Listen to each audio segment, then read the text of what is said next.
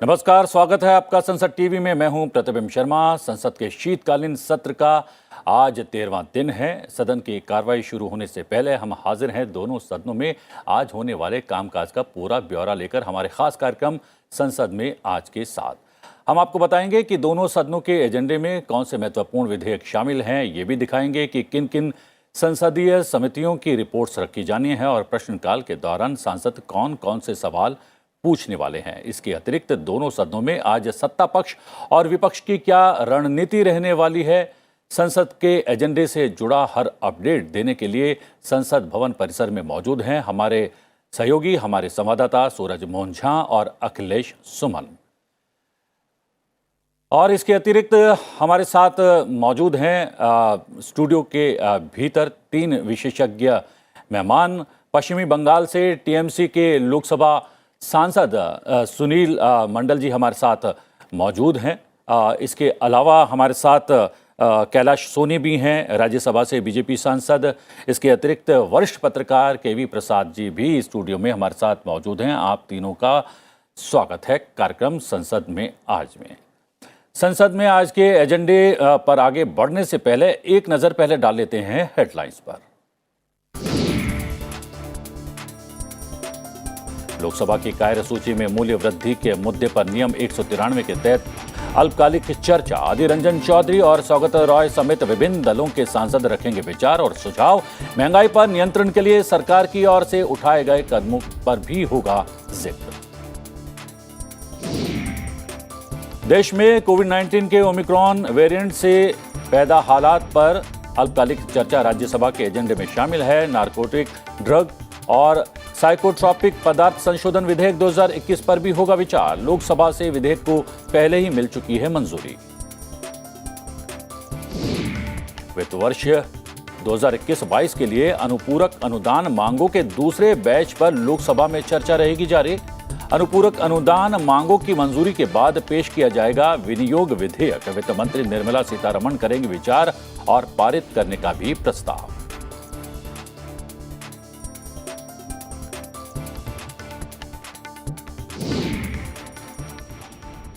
हम राज्यसभा और लोकसभा के आज के एजेंडे पर विस्तार से डालेंगे नजर और अपने मेहमानों से भी उस पर करेंगे खास चर्चा। लेकिन उससे पहले एक नजर डाल लेते हैं रीकैप के जरिए कि कल दोनों सदनों में क्या कुछ खास हुआ। वित्त वर्ष 2021-22 के लिए अनुपूरक अनुदान मांगों के दूसरे बैच पर लोकसभा में करीब 4.5 घंटे चर्चा हुई, जो आज भी जारी रहेगी। वहीं अध्यादेश की जगह लेने वाले 2 विधेयकों, केंद्रीय सतर्कता आयोग संशोधन विधेयक 2021 और दिल्ली विशेष पुलिस स्थापना संशोधन विधेयक 2021 को राज्यसभा की मंजूरी मिल गई। इसके अलावा दोनों सदनों में कृषि, पशुपालन और खाद्य प्रसंस्करण संबंधी स्थायी समिति के प्रतिवेदन और विवरण पेश किए गए। अनुसूचित जातियों और जनजातियों के कल्याण संबंधी समिति की रिपोर्ट भी कल दोनों सदनों में पेश की गई। संसद के आज के एजेंडे की बात करें तो दोनों सदनों की कार्यसूची में अहम कामकाज शामिल हैं। सबसे पहले एक नजर डाल लेते हैं लोकसभा में आज क्या होने वाला है खास। लोकसभा के एजेंडे में मूल्य वृद्धि के मुद्दे पर नियम 193 के तहत अल्पकालिक चर्चा शामिल है। वित्त वर्ष 2021-22 के लिए अनुपूरक अनुदान मांगों के दूसरे बैच पर आगे की चर्चा होनी है। अनुपूरक अनुदान मांगों की मंजूरी के बाद विनियोग विधेयक भी पेश किया जाएगा। वाणिज्य और उद्योग राज्य मंत्री अनुप्रिया सिंह पटेल अपने मंत्रालय से संबंधित बयान देंगी। इस्पात राज्य मंत्री फग्गन सिंह कुलस्ते इस्पात मंत्रालय और संचार राज्य मंत्री देव सिंह चौहान संचार मंत्रालय से संबंधित बयान देने वाले हैं। वहीं चाय बोर्ड के लिए 2 सदस्यों के निर्वाचन का प्रस्ताव भी किया जाएगा। याचिका समिति के प्रतिवेदन और सभा पटल पर रखे गए पत्रों संबंधी समिति के प्रतिवेदन भी पेश किए जाएंगे। सभा पटल पर मंत्रालयों से संबंधित अहम पत्र रखे जाएंगे और प्रश्नकाल के दौरान जनहित से जुड़े महत्वपूर्ण सवाल भी पूछे जाएंगे। सीधा रुख करते हैं अपने सहयोगी सूरज मोहन झा की ओर। सूरज, आज भी एक महत्वपूर्ण चर्चा 193 के तहत तय की गई है, क्या है पूरी जानकारी? प्रतिबिंब शीतकालीन सत्र का आज के तीसरे सप्ताह का तीसरा दिन है और शुरुआती 2 दिनों को छोड़ दें तो शीतकालीन सत्र में लोकसभा में जिस तरह से शांतिपूर्वक कामकाज चल रहा है वो अपने आप में ऐतिहासिक है। और अगर हम कामकाज के लिहाज से बात करें तो अगर मैं कल की बात करूं तो हमने कल देखा था प्रश्नकाल में जो महत्वपूर्ण सवाल पूछे गए, शून्यकाल में सांसदों ने जनहित के मुद्दे उठाए थे। जो 20 की लिस्ट है उसके अलावा भी लोकसभा अध्यक्ष ने कई सदस्यों को शून्यकाल में बोलने का मौका दिया। उसके बाद लंच के बाद अनुपूरक अनुदान मांगों के दूसरे बैच पर चर्चा सदन में शुरू हुई, जिसमें तमाम दलों के सांसदों ने अपने अपने विचार रखे। अगर हम चर्चाओं के कुछ बिंदु की बात करें तो कांग्रेस की तरफ से डॉक्टर शशि थरूर ने सरकार की आलोचना की कि बजट में सरकार जो लक्ष्य तय करती है उन लक्ष्यों की पूर्ति नहीं कर पाती है, व्यय जितना होता है उसको लेकर वो चूक जाती है। इसलिए इस तरह के अनुपूरक अनुदान मांगों की जरूरत उसे पड़ती है। साथ में सरकार की नीतियों को लेकर भी उन्होंने सरकार की आलोचना की। जबकि भारतीय जनता पार्टी की तरफ से निशिकांत दुबे ने सरकार का समर्थन करते हुए जितनी कल्याणकारी योजनाएं मोदी सरकार द्वारा चलाई जा रही हैं उनका जिक्र किया और कहा सरकार कोरोना काल में जिस तरह की चुनौती आर्थिक और स्वास्थ्य दोनों मोर्चे पर देश में आई थी और बल्कि वैश्विक स्तर पर थी, जहां अमेरिका और ब्रिटेन जैसे सशक्त और मजबूत देश उससे अब तक उबर नहीं पाए हैं, वहां भारत ने स्वास्थ्य और आर्थिक मोर्चे पर काफी हद तक काबू पाया है और अब बेहतरी की ओर आगे बढ़ रहे हैं। उन्होंने कहा कि किसानों, एमएसएमई सेक्टर और छोटे कारोबारियों के लिए सरकार की जो नीतियां हैं, सरकार की तरफ से जो आर्थिक मोर्चे पर उनको रियायतें दी जा रही हैं उसके असर अब दिखने शुरू हो गए हैं। उन्होंने रेलवे की तारीफ की, कहा कि मोदी सरकार के आने के बाद जिस तरह से रेल बजट को केंद्रीय बजट में ही समाहित कर दिया गया उससे काफी व्यय रुका है। साथ में रेल जिस तरह काम कर रहा है तो बजट एयरलाइंस के जो यात्री हैं वो रेलवे की तरफ आने लगे हैं, तो उन्होंने सरकार को काफी डिफेंड किया इस चर्चा के दौरान। वहीं और दलों के सांसदों ने भी अपने विचार इस अनुपूरक मांग पर रखे, जैसे डीएमके के सांसद दयानिधि मारन और तमाम सांसदों ने सांसद निधि का पैसा जो कोरोना काल में रोक दिया गया था उसे दोबारा चालू किया गया है, उसकी राशि को बढ़ाने की सरकार से मांग की है। उनका कहना है कि सांसद अपने क्षेत्र में कुछ काम कराना चाहते हैं और जो राशि है वो इतनी पर्याप्त नहीं होती है, तो इस राशि को बढ़ाने की तरफ ध्यान देना चाहिए। सूरज जी आप बने रहे हमारे साथ, सूरज बने रहे हमारे साथ। स्टूडियो में 3 विशेषज्ञ मेहमान भी मौजूद हैं। कैलाश सोनी जी, यहाँ पर बात हो रही है अनुदान अनुपूरक मांगों पर जो चर्चा चल रही है उसके दौरान ये कहा गया कि पहले से अगर स्ट्रीमलाइन किया गया होता अपने फाइनेंस को, अपने बजट को, तो शायद इसकी आवश्यकता ही नहीं पड़ती। लेकिन कोविड काल है और कोविड काल के दौरान बहुत सारी चुनौतियों का सामना हमें करना पड़ रहा है, तो क्या उन चुनौतियों का सामना करने के लिए ही ये अनुदान अनुपूरक मांगों को रखा गया है सदन के भीतर? जी, अनुपूरक मांग आगामी समय में सरकार की जो वर्तमान चैलेंजेस हैं उनको फिलअप करने के लिए क्या क्या प्रावधान किए जाएंगे और इसके साथ ही अपने प्रतिनिधियों को भी अपनी डिमांड्स के संबंध में भी रखने का मौका मिलता है। जी, कितने महत्वपूर्ण है सुनील जी? आप तो सदन के भीतर मौजूद थे। नहीं, वो तो देखिए, जो गवर्नमेंट का जब बजट का रुपया है जी, हम तो बहुत दिन से है पार्लियामेंट में, लोकसभा।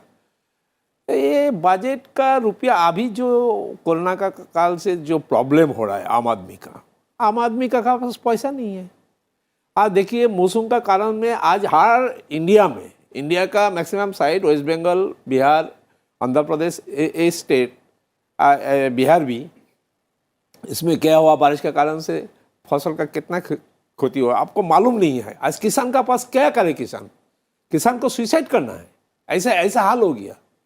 अभी किसान खेती का फसल पूरा बारिश का कारण आज चर्चा हुआ, कल भी चर्चा हुआ, इस बारे में परसों चर्चा हुआ। इस कारण गवर्नमेंट, स्टेट गवर्नमेंट का जिम्मेदारी है, स्टेट गवर्नमेंट सेंट्रल गवर्नमेंट का मामला है। जो स्टेट का मामला है तो सेंट्रल गवर्नमेंट, स्टेट का पैसा कहाँ? स्टेट को तो सेंट्रल को देखना पड़ेगा जो एक ऐसा हाल है, स्टेट देने के लिए बोला हम दे देंगे, कब देंगे? अभी जो फसल देखिए, हमारा जो पोटैटो, आलू का जो खेती हुआ, अभी पैसा नहीं मिलेगा तब कहाँ से किसान खेती करेगा?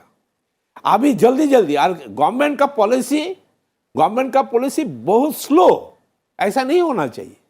गवर्नमेंट का पॉलिसी बहुत तेजी से होना चाहिए। क्या क्या नहीं तो तेजी से नहीं होने से जी। वो रुपया आज 2 महीने बाद मिलेगा तो किसान का लाभ क्या होगा? लाभ नहीं है। केवी किसान प्रसाद का जी, एक लाभ- पत्रकार के तौर पर इस पूरे विषय को कैसे देखते हैं? क्योंकि हमने देखा है कि 80 करोड़ से ज्यादा लोगों को मुफ्त राशन दिया जा रहा है, तकरीबन 2 साल होने वाले हैं, और अन्य बहुत आर्थिक तौर पर बहुत सारी चुनौतियों का सामना हमें करना पड़ा। क्या उन चुनौतियों का सामना करने के लिए या उनसे पार पाने के लिए ही ये प्रयास किया जा रहा है सदन के भीतर? प्रतिबिंब जी, अगर आप देखें साल दर साल ये सप्लीमेंट्री डिमांड्स हमेशा उठती आई हैं जी। क्योंकि सरकारों की जब बजट की तैयारी होती है एक अनुमान लगाया जाता है कि हमारा राजस्व इतना होगा, हमारा आय कितना है, व्यय कितना है। लेकिन जैसे सरकार खरसती है और जैसे परेशानियां, जैसे हमारे सांसद लोगों ने रखा, अलग अलग परिस्थितियाँ उठती हैं। अगर नेचुरल कैलामिटीज़ आती हैं उसके वजह से पैसा धन मुहैया करना पड़ता है, केंद्र को, राज्यों को मदद पहुंचानी पड़ती है। इसके अलावा जैसे पिछले 2 साल में हमने देखा विशेष परिस्थिति रही है पूरे विश्व में, कोविड को लेकर तमाम सारी कल्याणकारी योजनाएं सरकार को चलानी हैं और चलाते रहे हैं। तो ऐसे में कहीं ना कहीं अगर समस्या आती है सरकार के सामने, वो अपना पेश करती है, क्योंकि लोकसभा ही ऐसी जगह है जहाँ से सरकार को पैसा निकालने की अनुमति दी सकते हैं। और अगर आप देखें पिछले कई सालों से पहले होता था कि ये अनुदान करीब फरवरी मार्च बजट सेशन के पहले सत्र में लाया जाता था।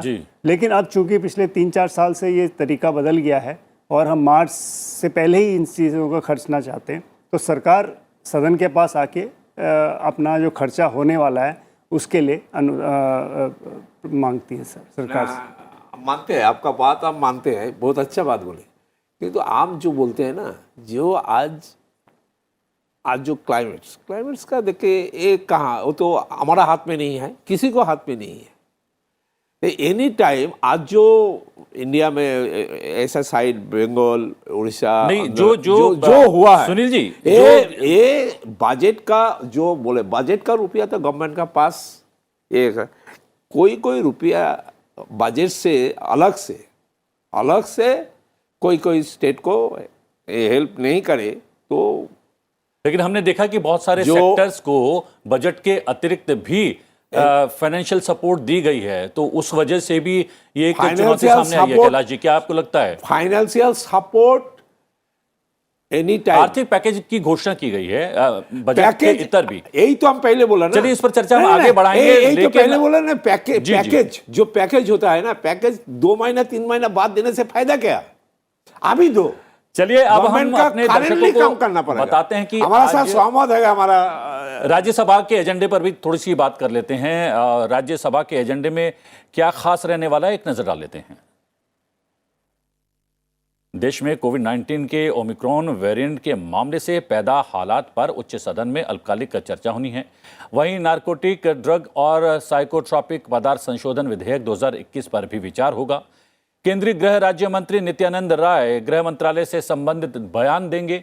वहीं भारतीय विज्ञान संस्थान बेंगलुरु की परिषद के लिए और केंद्रीय रेशम बोर्ड के लिए निर्वाचन का प्रस्ताव भी होगा।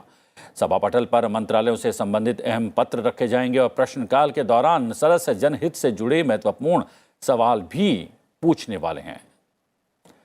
अखिलेश सुमन हमारे साथ जुड़े हुए हैं, हमारे सहयोगी। अखिलेश जी, यहाँ पर अगर कार्यसूची की बात करें तो बहुत महत्वपूर्ण कार्यसूची है और आज अल्पकालिक चर्चा भी होने वाली है। क्या है पूरा अपडेट और पूरी जानकारी?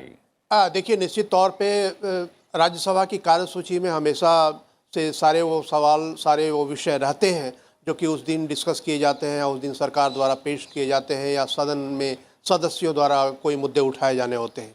लेकिन जो इस सत्र में लगातार दिख रहा है कि राज्यसभा में व्यवधान हो रहा है और ख़ास करके जो 12 सांसदों के निलंबन का मामला है वो तकरीबन रोज़ ही उठता है, रोज़ ही गतिरोध पैदा होता है, रोज़ ही या तो सदस्य वॉकआउट करते हैं विपक्ष के सदस्य या फिर सदन में गतिरोध की स्थिति बनी रहती है। तो अभी जो सुबह हमने देखा कि आज भी जो सांसद आ रहे हैं विपक्ष के सांसद, उनके तेवर में कोई कमी नहीं आई है पहले के मुकाबले। हाँ, एक चीज़ जो दिखता है, कल से दिखना शुरू हुआ है कि कल जो 0 आवर में जब सदस्य सवाल को उठा रहे थे, उस समय जीरो आवर में तृणमूल कांग्रेस के जो सदस्य थे वो जीरो आवर में अपनी बात को भी ला रहे थे। और आज जो एक खास तौर पे दिख रहा है कि ओमिक्रॉन के मामले पे जिस तरीके से तृणमूल कांग्रेस के लोगों ने सक्रियता से, तृणमूल कांग्रेस और बीजेपी के लोगों ने सक्रियता से इस सवाल को उठाने की मांग की है, तो आज लगता है कि विपक्ष में तकरीबन एक विभेद की स्थिति बनी हुई है। विपक्ष के कुछ धड़ा है, खास करके तृणमूल कांग्रेस का, वो कुछ भाग भी लेना चाहता है और कुछ गतिरोध में भी शामिल होना चाहता है। तो आज देखने वाली स्थिति होगी कि आज किस तरह से होता है। लेकिन जहाँ तक अगर कहें कि सुबह का जो कार्यक्रम होता है उसमें 26 जीरो आवर के मुद्दे विपक्ष ने और सत्ता पक्ष के लोगों ने रखे हैं। ये 10 बजे की पहले की स्थिति है और तकरीबन 10:30 बजे तक फाइनल होता है कि चेयरमैन किन किन मुद्दों को उठाने की अनुमति देते हैं। लेकिन 26 जीरो आवर के मुद्दे अभी तक हैं हमारे सामने, जो मुझे जानकारी मिली है। उसके अलावा 17 स्पेशल मेंशन है जो सदस्यों ने दिए हैं राज्यसभा में उठाने के लिए। इस पर भी फाइनल कॉल तकरीबन 10:30 बजे तक आता है। तो ये है जीरो आवर का। और उसके अलावा अगर आप देखें तो जो स्थितियाँ थी कल तक, उस स्थितियों में आज भी सरकार के पक्ष में कोई, सरकार की तरफ से कोई ऐसी ढील नहीं दी जा रही है। सरकार लगातार यह बोल रही है कि अगर वो रिग्रेट करने के लिए तैयार हो तो 12 सदस्यों के निलंबन का मामला पर पुनर्विचार किया जा सकता है। लेकिन विपक्ष जो है, विपक्ष खास तौर पे इस बात पे अड़ा हुआ है कि रिग्रेट का सवाल नहीं है, और कांग्रेस भी इस बात पे अड़ी हुई है खास तौर पे। तो यह देखने वाली स्थिति होगी निश्चित तौर पे प्रतिबिंब की क्या स्थिति होती है। लेकिन जो मामला है वो तकरीबन वही है जहां पहले था। अखिलेश जी, आपने एक जानकारी दी है, अल्पकालिक चर्चा होने वाली है, सूचीबद्ध है आज ओमिक्रॉन से उत्पन्न स्थिति को लेकर। इसके अतिरिक्त चूंकि मामला कोविड-19 से ही जुड़ा हुआ है, आज नित्यानंद राय कोविड-19 को लेकर वक्तव्य भी देने वाले हैं, उसको लेकर क्या जानकारी है? निश्चित तौर पे नित्यानंद राय एक वक्तव्य देंगे, और यह वक्तव्य दरअसल जो गृह मंत्रालय की पार्लियामेंट्री स्टैंडिंग कमेटी है, उस पार्लियामेंट्री स्टैंडिंग कमेटी के रिकमेंडेशन के साथ साथ कुछ सवाल भी पूछे गए थे। और वो सवाल खास तौर पे कोविड-19 के मैनेजमेंट से संबंधित सवाल थे कि क्या और भविष्य में क्या सरकार तैयारियां कर रही है, उससे संबंधित सवाल थे। तो उन सवालों के जवाब में आज नित्यानंद राय का जवाब आना है। और जैसा कि आप जानते हैं कि कोविड-19 महामारी के दौरान सरकार का एक दावा था और विपक्ष ने कुछ खामियां उजागर की थी। आनंद शर्मा जो कांग्रेस नेता हैं, उनके नेतृत्व वाली ये कमेटी है। और निश्चित तौर पे आप समझ लीजिए कि जो रिकमेंडेशन है वो तो निश्चित तौर पे सर्वसहमति से आते हैं, लेकिन जो सवाल उठाए जाते हैं तो सवालों के जवाब में सरकार को कुछ फिर जवाब देना पड़ता है। तो जो खास पर तीसरे डोज की बात है, जो रिकमेंडेशन में जो सवाल उठाए गए कि तीसरा डोज पे, बूस्टर डोज जिसे कह रहे हैं, कि बूस्टर डोज पे सरकार की क्या स्थिति है। उसके अलावा वो सवाल यह भी उठाया गया है कि ICMR ने या किसी अन्य संस्था ने ऐसा कोई अध्ययन किया है क्या जो कि इस बात को उजागर करता हो कि जो अभी तक वैक्सीन है उस वैक्सीन की एफिकेसी क्या है। उसके अलावा जो भविष्य में सरकार की क्या योजना है, सरकार ने क्या ढील दे दी है, जो कोविड-19 की तैयारियां हैं, या सरकार आगे और क्या क्या तैयारी की है। तो ये जो संभावना है कि नित्यानंद राय जो गृह राज्य मंत्री हैं, वो इन सारी बातों को, जो सारे सवाल उठाए गए हैं स्टैंडिंग कमेटी में, उन सारे सवालों का जवाब आज देंगे। और जिस तरह से ओमिक्रॉन का मामला आप देख रहे हैं कि वर्ल्ड हेल्थ ऑर्गेनाइजेशन ने कहा है, आज ही कहा है कि बहुत तेज़ी से फैल रहा है ओमिक्रॉन, और तकरीबन 77 देशों में इसकी उपस्थिति पाई गई है। और उसका यह भी कहना है कि तकरीबन सभी देशों में ओमिक्रॉन मौजूद है, भले ही उसका टेस्ट अभी तक नहीं हुआ हो, और काफ़ी तेज़ी से बढ़ने वाला है। तो और एक जानकारी तो ये भी आ रही है, ब्रिटेन को लेकर एक बहुत बड़ी जानकारी ये भी आ रही है कि वहाँ पर आशंका जताई जा रही है कि ओमिक्रॉन से 65,000 से ज़्यादा जान जा सकती है अगर त्वरित कार्रवाई नहीं की गई। आप बने रहिए हमारे साथ। यहाँ पर बातचीत चल रही है कि किस तरीके से व्यवधान के बीच भी कार्रवाई को सुचारू रूप से चलाने का प्रयास लगातार किया जा रहा है, और सदन के भीतर शून्यकाल में TMC के सांसदों ने भी अपनी बातें रखी हैं। आज मंत्री का वक्तव्य बहुत महत्वपूर्ण है चूँकि कोविड-19 को लेकर है, और कल ये बात चल भी रही थी कि जो चर्चा होती है, चर्चा में जो बिंदु समाहित होते हैं या फिर जो विचार रखे जाते हैं माननीय सांसदों के द्वारा, उस पर आखिरकार होता क्या है। तो होता ये है कि मंत्री उस पर कार्य करते हैं, कार्य के बाद उस पर वक्तव्य देते हैं कि क्या कुछ कदम उठाए गए, और ऐसा ही आज होने वाला है। जी, ये बहुत देश के लिए बड़ा अवसर रहता है कि इस समय पे मंत्री जी अपनी तैयारी कोविड के संदर्भ से उनकी क्या रूपरेखा है ये प्रस्तुत करते हैं, और सारे अपने प्रतिनिधि, हमारे सांसदगण पूरे देश भर के सांसदगण, ये पूरे हिंदुस्तान का सबसे उच्च सदन है और पूरे प्रांत के प्रतिनिधि यहाँ हैं। ठीक बात। उनके अपने जो चैलेंजेज हैं, वहाँ की अपनी जो परिस्थिति है कोविड के ऊपर, और उस पर क्या किया जाना चाहिए, बहुत पॉजिटिव सजेशंस आते हैं और उसके आधार पे फिर सरकार को भी मार्गदर्शन मिलता है कि और क्या अच्छा किया जा सकता है। इसलिए कहीं ना कहीं सुनील जी, ज़रूरी है कि सदन की कार्रवाई सुचारू रूप से चले। विभिन्न विषयों को, विभिन्न मुद्दों को सदन के भीतर, चाहे सत्ता पक्ष हो चाहे विपक्ष हो, वो उठा सकते हैं। उस पर क्या कुछ सरकार कर रही है, क्या कुछ करना चाहिए, इस पर मंथन होता है, विचार होता है और वक्तव्य के जरिए ये बताया भी जाता है कि आखिरकार सरकार ने क्या स्टैंड लिया है, क्या उसकी स्थिति है। ये तो हम तो मदद करते हैं, हमारे लिए नो प्रॉब्लम इज देयर जी। हम अच्छा चीज आम आदमी भलाई के लिए हमेशा हम सरकार को मदद करते हैं। सरकार हमको मदद नहीं करे तो क्या करे? ऐसा हर चर्चा में आज देखिए, राज्यसभा में हमारा लीडर जो है सुखेंदु शेखर है और जो है वो बात करेंगे, लोकसभा में हमारा सौगत राय कल्याण जी, हमारा सब जो ये है वो करते हैं। तो ये बात तो सही है, गवर्नमेंट का एक चीज़ आपको इसी, आप तो देखिए हमारा दोनों बगल में है, एक चीज़ है जो इसी कोरोना का टाइम में जो ओमिक्रॉन का मामला जो बहुत खतरनाक है, अभी पहले से एक क्या क्या गवर्नमेंट को ये बहुत चर्चा बहुत ज़रूरत है। चर्चा अभी चर्चा पार्लियामेंट में, लोकसभा राज्यसभा में चर्चा का बहुत ज़रूरत है। जब भी हमको क्या करना है आम आदमी के लिए जी, जो आज बाहर से फ्लाइट का जो प्रॉब्लम हो, दो जो हमारा ओमिक्रॉन का जो हमारा बंगाल में भी एक आया, उसको भी मिला, बाहर से आया, इसको बंद होना चाहिए। जी। और सबसे बड़ी बात यह है कि कोविड-19 के कारण चुनौतियां इसलिए भी बढ़ गई हैं कि हर तरफ से डिमांड हो रही है, मांग की जा रही है, उसकी पूर्ति के लिए किस तरीके से फाइनेंस जो है उसको स्ट्रीमलाइन किया जाए, वो एक बड़ी चुनौती है सरकार के लिए। 100% कर जी। अभी हम उस दिन दिल्ली से कलकत्ता गया तो हमारा बगल में एक अमेरिकन एक लेडी था, हमारा बंगाल का ही था, वो हमारे बगल में बैठ के हमको घर में जाकर तो परेशान लग रहे थे, क्या हो रहा है ये, हमको उसे आपका न्यूज़ में देख के हमको बहुत डर लगता है। तो अभी क्या है, ये गवर्नमेंट को भी देखना चाहिए। गवर्नमेंट चर्चा में चर्चा होगा, अभी गवर्नमेंट मिनिस्टर का तरफ से भी अभी फ्लाइट का जो बाहर से जो फ्लाइट इधर आ रहा है उस पर रोक लगानी चाहिए, रोक लगाना चाहिए, आराम से रोक लगाना चाहिए।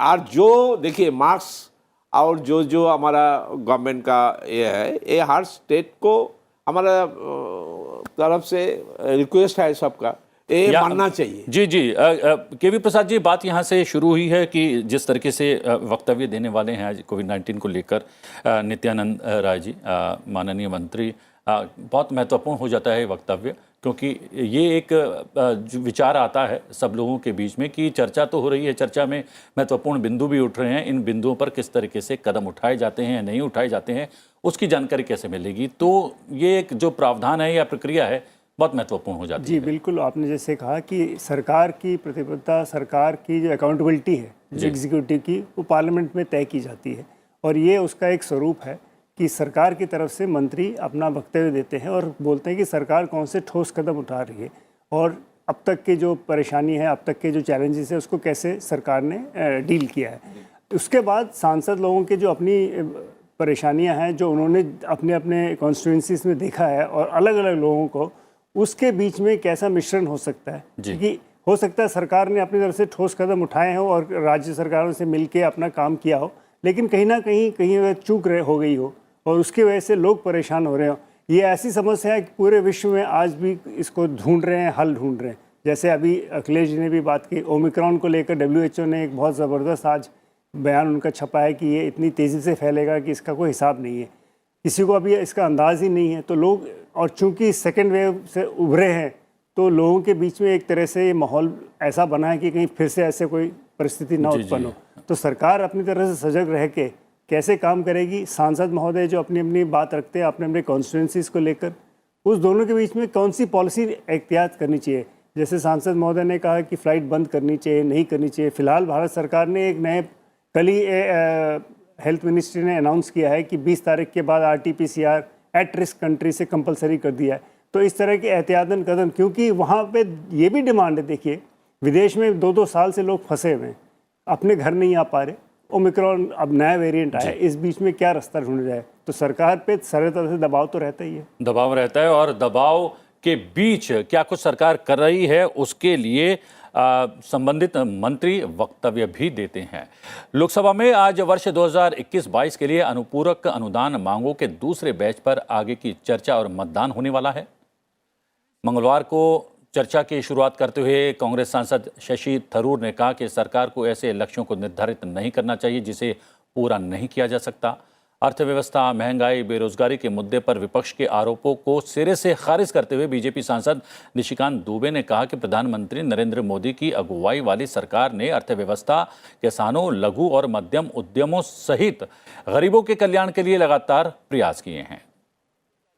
हालांकि कल चर्चा पूरी नहीं हो पाई और आज भी चर्चा जारी रहेगी। चर्चा के बाद इस पर मतदान भी होगा। अनुपूरक अनुदान मांगों की मंजूरी के बाद वित्त मंत्री निर्मला सीतारमण विनियोग संख्यांक 5 विधेयक 2021 भी पेश करेंगी। वो विधेयक पर विचार और पारित करने का भी प्रस्ताव रखने वाली हैं। विनियोग विधेयक सरकार को किसी वित्तीय वर्ष के दौरान व्यय की पूर्ति के लिए भारत की संचित निधि से धनराशि निकालने की शक्ति देता है। संविधान के अनुच्छेद 114 के मुताबिक सरकार संसद की मंजूरी के बाद ही संचित निधि के धन को निकाल सकती है। मूल्य वृद्धि के मुद्दे पर नियम 193 के तहत लोकसभा में आज अल्पकालिक चर्चा होने वाली है। लोकसभा में कांग्रेस के नेता और अधीर रंजन चौधरी और टीएमसी सांसद प्रोफेसर सौगत रॉय इस मुद्दे को उठाने वाले हैं, जिसके बाद सत्ता पक्ष और विपक्षी दलों के सांसद मूल्य वृद्धि की स्थिति के बारे में अपने अपने विचार और सुझाव रखेंगे। इस दौरान सत्ता पक्ष की ओर से महंगाई पर नियंत्रण के लिए सरकार की ओर से उठाए जा रहे कदमों का भी जिक्र किए जाने की उम्मीद है। आखिर में संबंधित मंत्री चर्चा का संक्षिप्त जवाब भी देने वाले हैं। रुक करते हैं सूरज मोहन झा अपने सहयोगी की ओर। यहाँ पर बात चल रही है कि किस तरीके से सप्लीमेंट्री डिमांड फॉर ग्रांट को लेकर चर्चा जारी है और ये ग्रांट जो है कहीं ना कहीं इसको सदन की हरी झंडी मिलना आवश्यक है। क्या चुनौतियां रहती हैं सदन के भीतर जब इसको लेकर चर्चा चल रही है या चर्चा की जाती है? देखिए, प्रतिबिंब अगर सदन सुचारू रूप से चलता है तो हमें एक अच्छी चर्चा देखने को मिलती है। इसका हमने कल देखा जब अनुपूरक मांगों के अनुदान पे चर्चा चल रही थी और सभी सांसदों ने अपने अपने हितों की बात की और संसदीय क्षेत्र देश की बात की, वो हमने कल चर्चा में देखा था। और आज उम्मीद है कि वित्त मंत्री निर्मला सीतारमण इस चर्चा का जवाब देंगी और उसके बाद विनियोग विधेयक को पारित कर लिया जाएगा। लोकसभा में संख्या बल के हिसाब से सरकार के पास कोई कमी नहीं है, ऐसे में कोई दिक्कत इसे पारित करने में नहीं रहेगी। यहाँ जो मैं बात करना चाह रहा हूँ प्रतिबिंब वो ये कि प्रधानमंत्री नरेंद्र मोदी ने जब शीतकालीन सत्र की शुरुआत हुई थी तो कहा था कि सरकार किसी भी पक्ष और किसी भी मुद्दे पर बातचीत करने के लिए सदन में तैयार है। आप जिस भी मुद्दे को उठाना चाहते हैं संसदीय नियमावली के हिसाब से आप सदन में आइए। अवरोध कोई तरीका नहीं है। आप जो विरोध जताना चाहते हैं वो चर्चाओं के जरिए उसे रख सकते हैं। और उसके बाद ये हम देख रहे हैं विधायी कामकाज तो सुचारू रूप से चल ही रहा है। शून्यकाल में 100 से ज़्यादा सांसद एक दिन में अपनी बातों को रख रहे हैं। साथ में अल्पकालिक चर्चाएं भी चल रही हैं। तीसरी चर्चा ये नियम 193 के तहत हम देख रहे हैं। कोरोना पे राज्यसभा में चर्चा है लेकिन लोकसभा में इस पर एक विस्तृत चर्चा हो चुकी है। स्वास्थ्य मंत्री उसका जवाब दे चुके हैं। जलवायु परिवर्तन पर 2 दिन हमने चर्चा देखी है, उसका जवाब देना भी संबंधित मंत्री का बाकी है। और अब मूल्य वृद्धि प्राइस राइज को लेकर जो चर्चा है वो शुरू होगी।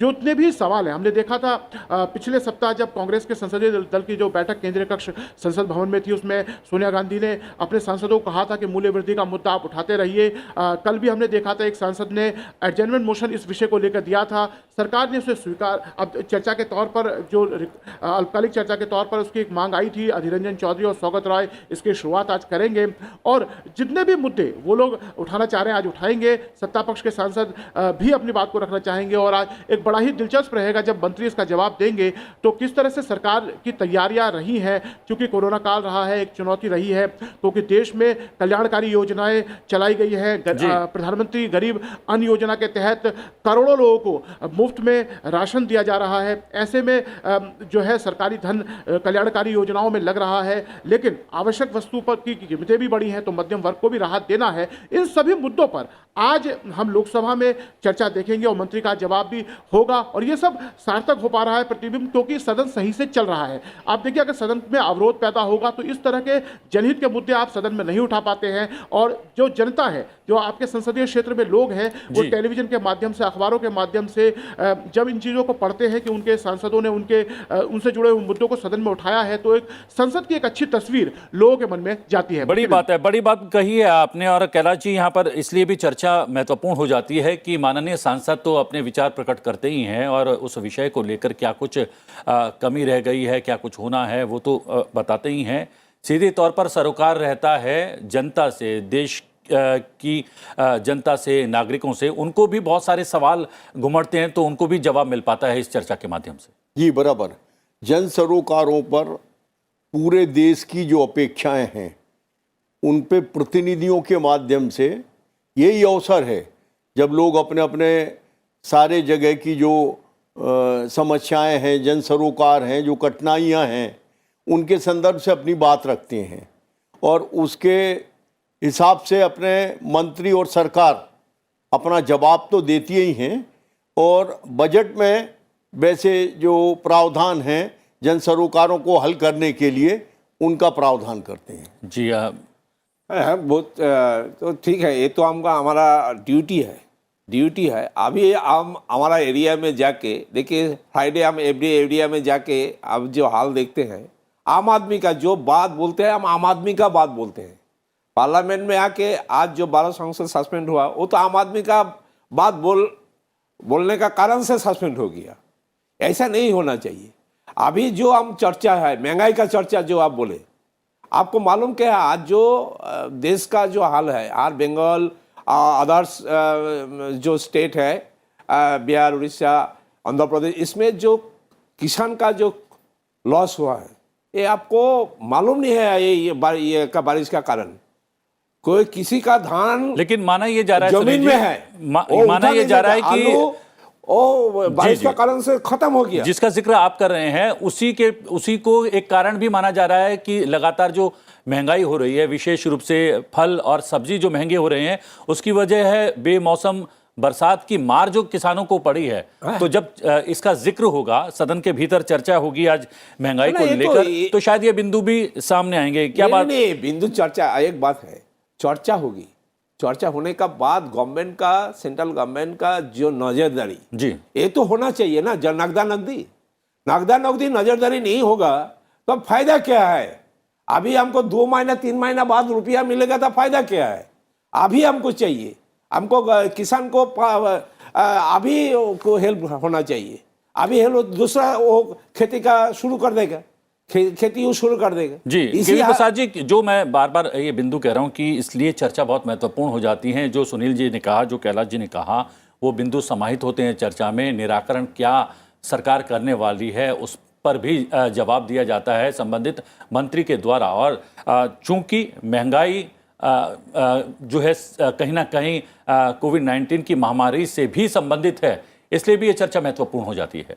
जैसे आपने अपनी बात कहते हुए एक बात कही थी कि भाई इस वक्त आपूर्ति अगर चीज़ों की नहीं हो रही है, उसकी वजह क्या है। जैसे सांसद महोदय ने कहा कि जैसे धान खराब हो गया या खेत में जो सब्जी नहीं उठा पाए, तो इसके वजह से क्या महंगाई पे कितना असर पड़ा। तो सरकार की 2 चीज़ें जो लोग चाहते हैं और जो राजेंद्र जी ने बात की, जवाबदेही, संसद में आके सरकार की जवाबदेही बनती है और सांसद महोदय अपने प्रांत और अपने अपने जो कॉन्स्टिट्यूएंट्स हैं उनकी बात उठाते हैं और वो चाहते हैं कि सरकार क्या ऐसी नीति बनाएगी जिसमें लोगों को राहत पहुंचे। महंगाई ऐसी चीज़ें हर घर में पहुंचती है, तेल, सब्जी, दाल, चावल, पानी, दूध, सबको चाहिए सुबह उठ के। तो ऐसे में जो समस्या आ रही है, अगर ये विकट हो जाए, इससे पहले सरकार की नीतियाँ और वो कैसे कार्यान्वित हो और राज्य सरकार अगर तालमेल से कैसे चले ताकि निवारण हो। लोगों को तो चाहिए इससे राहत, तो राहत के लिए सरकारें काम करें और नीति इस तरह बनाए। सरकार की जवाबदेही सरकार देगी। आज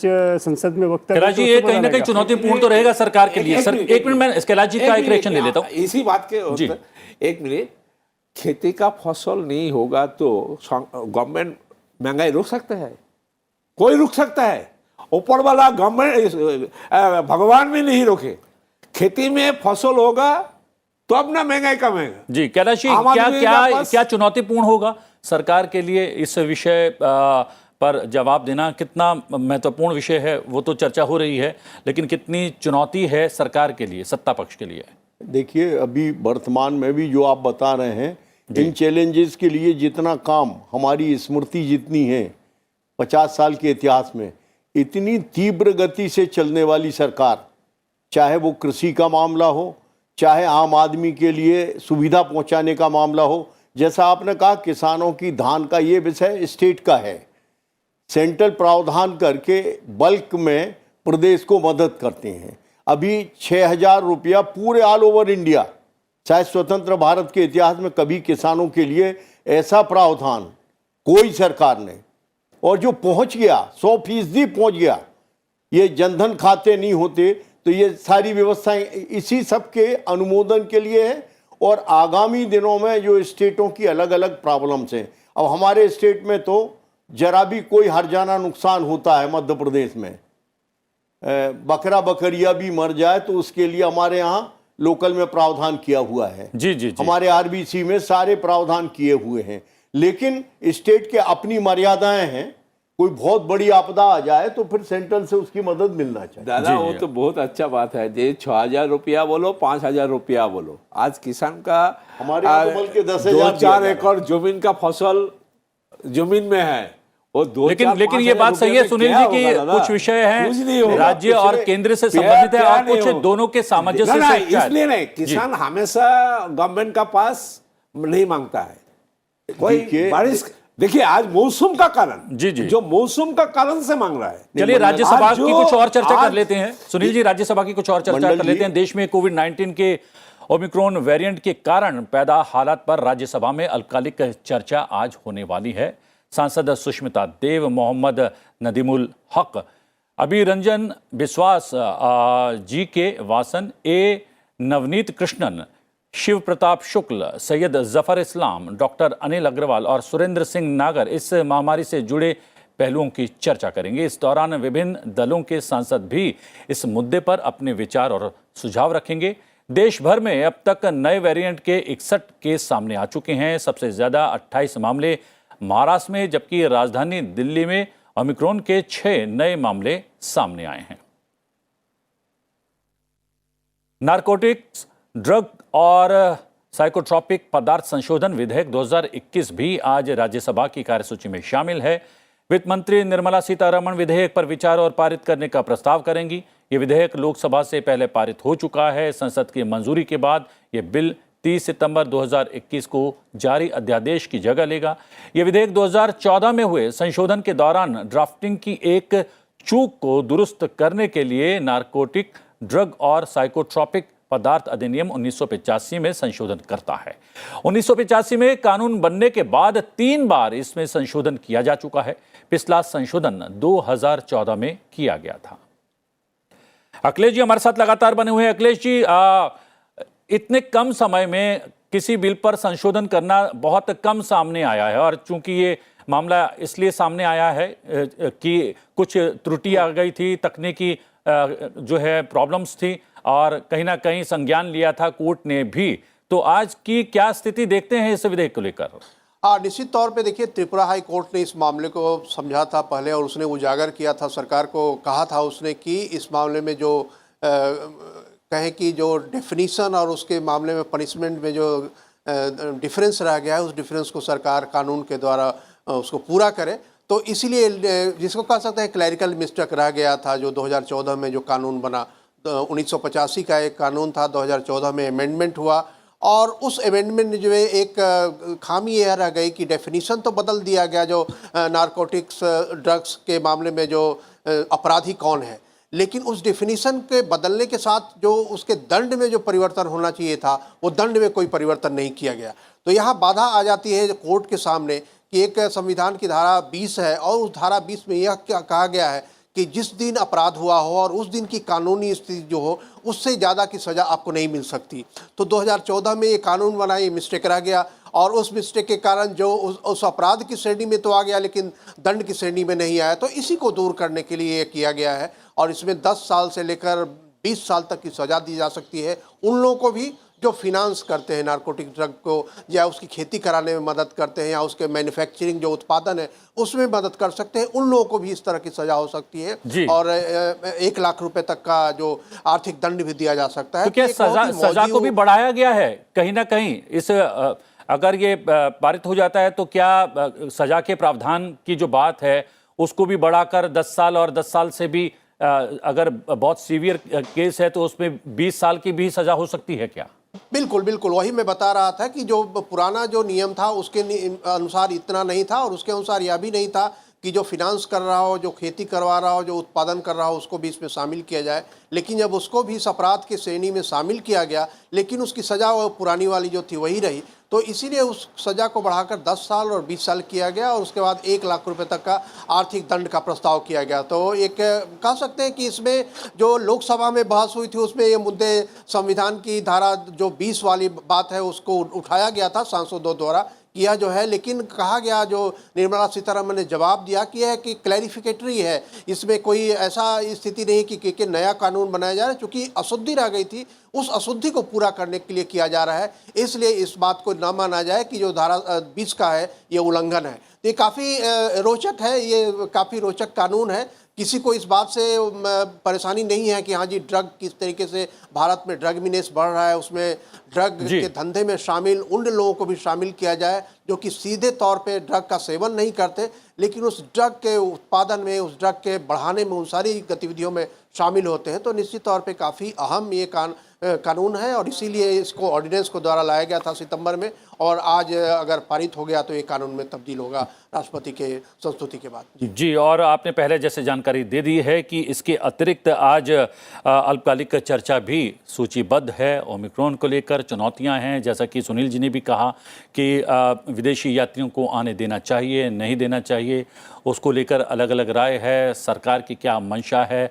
सरकार के लिए एक चुनौती तो बन गया है, अभी बहुत ज़्यादा केसेस भारत में नहीं आए हैं, लेकिन हो सकता है कि बहुत सारे छुपे हुए केसेस भी हों जो अभी तक प्रकाश में नहीं आए हैं, इसलिए चुनौती ज़्यादा बढ़ जाती है। बराबर है, और जितना अभी इतने संवेदना के साथ, संजीदगी के साथ अभी डे टू डे हमारे स्वास्थ्य मंत्री जी बराबर अपना स्टेटमेंट भी दे रहे हैं। अभी पिछले ही दिनों पार्लियामेंट में बताया कि हमारे यहाँ 50% माने दोनों डोज लग चुके हैं। बाकी के जो माने उड़ाने हैं, उड़ानों के संबंध से भी अभी कल का अपना उड्डयन मंत्री जी का स्टेटमेंट था, इसके पहले उस पर किस तरह का और क्या ऑब्जर्वेशन हो सकता है। आपने जैसा कहा कि हमारे अपने लोग भी हैं, उनके जीवन की भी सुरक्षा है, इस कारण से लोगों को ला करके उनकी जांच हो मुकम्मल, और ये फैले नहीं, इसके लिए ऑब्जर्वेशन उनके लिए ऑब्जर्वेशन में रख करके उनकी जांच हो जाए, फिर उनको देश में जाने दिया जाए, ये भी प्रावधान किए गए हैं। इन सारी चीज़ों पे चर्चा, और विशेष रूप से आज वो नारकोटिक्स का है। शायद हमारे ख्याल से इतना फास्ट माने जो जनता की तरफ से जो सूचनाएं आती हैं, उनके आधार पे तत्काल यदि कोई त्रुटि हो गई, शीघ्र माने डिले यदि न्याय होता है, और उस पर यदि इम्प्लीमेंटेशन समय पे नहीं हुआ तो वो कानून कोई काम के नहीं हो, उस पर भी अभी विचार होना है, जो दंड विधान है। और कहीं ना कहीं विपक्ष तो आमूलचूल कुछ बदलाव चाह रहा था, लेकिन माननीय मंत्री ने स्पष्ट कर दिया, चूंकि एक टेक्निकल प्रॉब्लम थी, उसको सुधार लेकर सब कुछ जो है ठीक किया जा सकता है, इसलिए बहुत कुछ उसमें बदलाव की आवश्यकता नहीं है। यहाँ पर ये चुनौती की तो बात सुनील जी आ रही है कि चुनौती है, सरकार के लिए भी है, हम लोगों के लिए भी चुनौती है, और विपक्ष का एक काम भी है कि पॉइंट आउट करे जो विषय हैं, बिंदुओं को उजागर करे जो खामी हैं, लेकिन उसके साथ साथ सहयोग भी होना चाहिए, क्योंकि ये राष्ट्रव्यापी एक कह सकते हैं एक ऐसी त्रासदी है जो किसी को भी प्रताड़ित कर सकती है, प्रभावित कर सकती है। नहीं, हमेशा विपक्ष का दल मजबूत नहीं होगा तो गवर्नमेंट नहीं मजबूत है जी। यानी विपक्ष का दल जो पार्लियामेंट में बोलो, राज्यसभा में बोलो, चर्चा विपक्ष को दल के गवर्नमेंट का निशाना देते हैं, दिशा देते हैं, तुम कौन दिशा में काम करोगे। वो अपना गलत और नहीं समझे, सरकार अपना गलत नहीं समझे, गलत समझाएगा विपक्ष। हाँ, अगेंस्ट पार्टी उसको समझाएगा। इसमें क्या है जी, आज दादा जब बोले हम सहमत है, हमारा जो हेल्थ मिनिस्टर है ठीक वो काम करने के लिए कोशिश कर रहा है, पहले हमारा से बहुत दिन से जान परिचय है। तो ये क्या है, अभी देखो देश में जो कोरोना काल के बोलो जो या बाहर से जो अच्छा इधर के जो सहमत है दादा के साथ हम, तो इधर आके उसको पूरी कंट्रोल में रख के अपना, हमारा बहुत आदमी आए बाहर में जी, इसमें नहीं होता है। This is the problem. Private air India है, प्राइवेट एयर इंडिया एयर है, प्राइवेट एयर गवर्नमेंट अभी तो गवर्नमेंट छोड़ दिया, टाटा ले लिया। तो इसके साथ क्या ये अच्छा होना चाहिए, उसमें जो कैटेगोरिकली जो ट्रीटमेंट का उसको एग्जामिन करने का ये एयरपोर्ट के अंदर ही अच्छा होना चाहिए। ऐसा नहीं होने से फायदा नहीं होगा, फायदा नहीं होगा और ये चुनौती शायद बढ़ भी सकती है अगर ऐसा नहीं किया गया। लेकिन यहाँ पर जो बात सुनील जी ने कही है वो कबीर ने भी कहा है, निंदक नियरे राखी है, और कहीं ना कहीं ये इशारा कर रहे हैं सुनील मंडल जी कि विपक्ष का काम है उन बिंदुओं को बताना जिस पर ध्यान नहीं जा रहा है। अगर ध्यान जाएगा तो शायद उन कमियों को, उन खामियों को हम दूर कर पाएंगे, सरकार दूर कर पाएगी। जी देखिए, विपक्ष ने जो कई बिंदु ये उठाते हैं, हो सकता है सरकार की संज्ञान में हो, लेकिन कई बार होता है कि सरकार का ध्यान कई चीज़ इतने व्यापक हो जाते हैं कि इसके ऊपर वो केंद्रित करते हैं, कई छोटी चीज़ें रह जाती हैं। तो अगर वो कहीं कोई छोटी चीज़ बड़ी ना बन जाए, विपक्ष के लोगों की ये रहती है बात कि हम अलग अलग बिंदुओं पे, और हो जैसे मैंने कहा कि जब सरकार ये सब चीज़ों को समेटती है, जब एक चर्चा होती है और व्यापक चर्चा होती है, तो बिंदुओं को समेट के सरकार कहती है कि भाई इन मुद्दों पे हम कार्य करेंगे, ताकि सबको आश्वस्त करते हैं कि भाई इन मुद्दों पे ताकि हल ढूंढा जाए। इस वक्त सबकी चिंता एक ही है कि जो नया वेरिएंट आया है ओमिक्रॉन, वो फैले ना, उसको कैसे रोके। साथ ही साथ जैसे अभी कुछ देर पहले मैंने कहा था कि सरकार के साथ और इसके साथ जुड़े हुए पहलू हैं। जैसे पहले था कि पर्यटक मौसम है, तो पर्यटक के साथ कई सारी जीवनियाँ जुड़ी हुई हैं, चाहे अलग अलग इंडस्ट्रीज उस पर चलती हैं। पिछले ओमिक्रॉन से पहले डेल्टा और उससे पहले जो हमारे यहाँ कोरोना वायरस को लेकर जो पूरी एक साल भर हर इंडस्ट्री इफेक्ट कर रही थी, खासकर हॉस्पिटैलिटी इंडस्ट्री का नाम लोग कहते हैं। अब हिंदुस्तान में, भारत में इस वक्त पर्यटक का मौसम शुरू होता है कई जगहों पे, तो वहाँ पे एक दूसरा मैंने कहा कई सारे लोग नहीं आ पा रहे कोरोना के चलते, साल 2 साल नहीं निकल पाए, विमान नहीं थे आने के लिए, पाबंदियाँ लगी हुई थी चलने के लिए।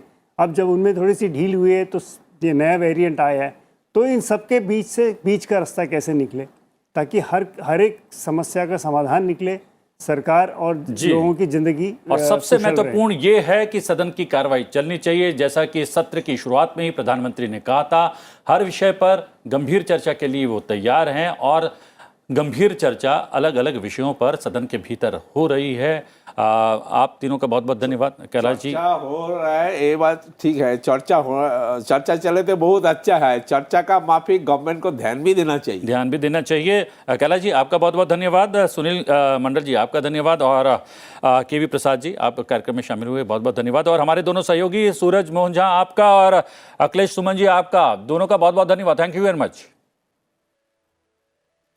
लोकसभा में आज प्रश्नकाल के दौरान रेल, परमाणु ऊर्जा, कोयला, वाणिज्य और उद्योग, संचार, पृथ्वी विज्ञान, इलेक्ट्रॉनिकी और सूचना प्रौद्योगिकी मंत्रालय सहित अन्य मंत्रालयों से जुड़े प्रश्न पूछे जाने वाले हैं। सांसद सी लालरो सांगा रेल मंत्रालय से बैरबी सायगंज रेल लाइन से संबंधित प्रश्न पूछेंगे। सांसद कृपानाथ मल्लाई रेल मंत्रालय से प्रश्न करने वाले हैं। करीबगंज से जामू आंग तक रेल लाइन के विस्तार से जुड़ा उनका होगा प्रश्न। सांसद डॉक्टर सुजय राधाकृष्ण विखे पाटिल उपभोक्ता मामले, खाद्य और सार्वजनिक वितरण मंत्रालय से इथेनॉल संयंत्र हेतु आपूर्तियों से संबंधित प्रश्न करने वाले हैं। महादेवराव नेते रेल मंत्रालय से जनजातीय बहुल क्षेत्रों में रेल संपर्क से संबंधित प्रश्न पूछने वाले हैं। सांसद सुधीर गुप्ता वाणिज्य और उद्योग मंत्रालय से भारत और अमेरिका व्यापार संबंध से संबंधित प्रश्न करने वाले हैं। सांसद विंसेंट एच पाला परमाणु ऊर्जा मंत्रालय से प्रोटोटाइप फास्ट ब्रीडर रिएक्टर यानी कि भावनी से संबंधित प्रश्न पूछने वाले हैं। सांसद कोथा प्रभाकर रेड्डी उपभोक्ता मामले, खाद्य और सार्वजनिक वितरण मंत्रालय से माइनर मिलेट राइस से संबंधित प्रश्न पूछने वाले हैं।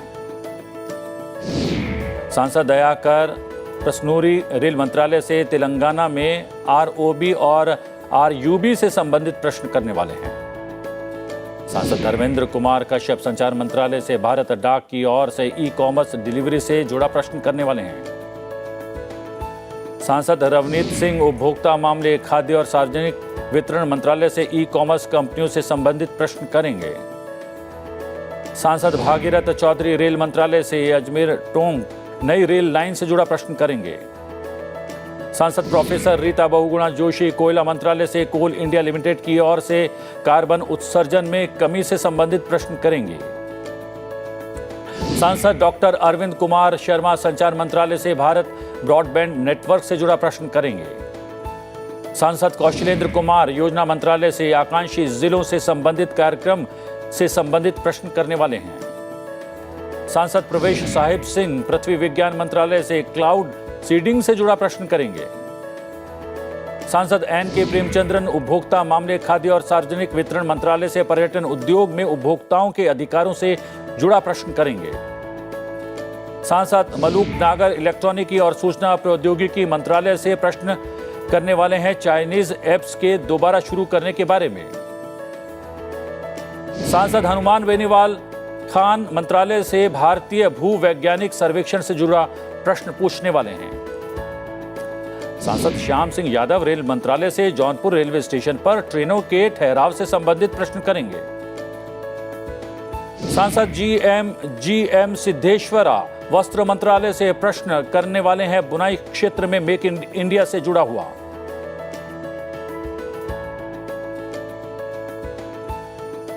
राज्यसभा में आज प्रश्नकाल के दौरान शिक्षा, गृह, सड़क परिवहन और राजमार्ग, ग्रामीण विकास और महिला एवं बाल विकास मंत्रालय से जुड़े महत्वपूर्ण प्रश्न पूछे जाने वाले हैं। सांसद वी विजयसाई रेड्डी ग्रामीण विकास मंत्रालय से आंध्र प्रदेश को मनरेगा की बकाया राशि के भुगतान से जुड़ा प्रश्न करेंगे। सांसद इंदु बाला गोस्वामी सड़क परिवहन और राजमार्ग मंत्रालय से हिमाचल प्रदेश की सड़कों के विकास से संबंधित प्रश्न करेंगे। सांसद प्रकाश जावड़ेकर सड़क परिवहन और राजमार्ग मंत्रालय से देश भर में राष्ट्रीय राजमार्गों की स्थिति से जुड़ा प्रश्न करने वाले हैं।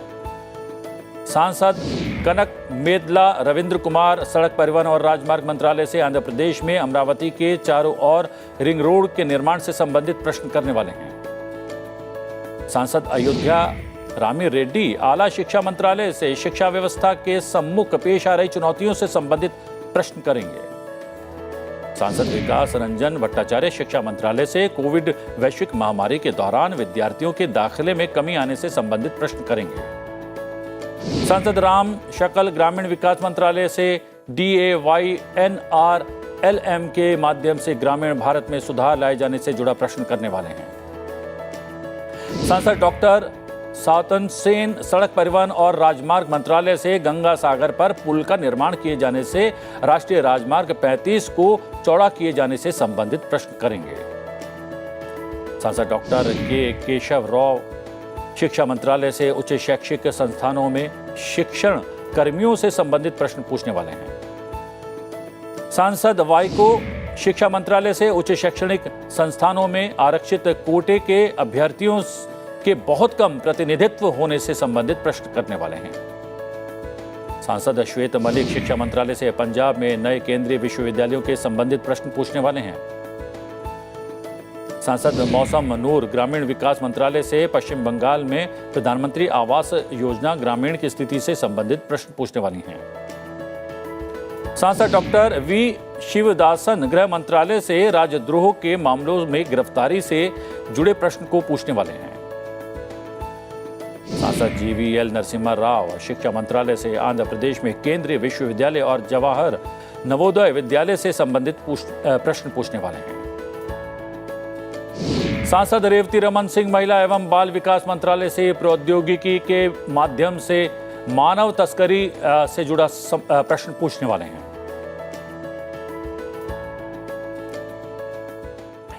संसद के शीतकालीन सत्र के दौरान लोकसभा और राज्यसभा की कार्रवाई के सुचारू प्रसारण के लिए संसद टीवी ने खास इंतजाम किए हैं। दोनों सदनों का प्रसारण संसद टीवी के 2 अलग-अलग चैनल्स पर किया जा रहा है। सत्र के दौरान राज्यसभा की कार्रवाई का प्रसारण संसद टीवी राज्यसभा पर किया जा रहा है, जबकि लोकसभा की कार्रवाई का प्रसारण संसद टीवी एचडी लोकसभा पर किया जा रहा है। इसके अतिरिक्त संसद के दोनों सदनों का प्रसारण संसद टीवी की वेबसाइट sansadtv.nic.in और संसद टीवी के यूट्यूब चैनल पर भी उपलब्ध है। आप संसद टीवी के इन प्लेटफॉर्म्स पर संसद की कार्रवाई का सीधा प्रसारण देख सकते हैं। फिलहाल संसद में आज में इतना ही। अब से कुछ ही देर में दोनों सदनों की कार्रवाई शुरू होने जा रही है। संसद टीवी पर आप देख सकते हैं दोनों सदनों की कार्रवाई का सीधा प्रसारण। तो बने रहिए संसद टीवी के साथ। मुझे दीजिए आज्ञा। नमस्कार।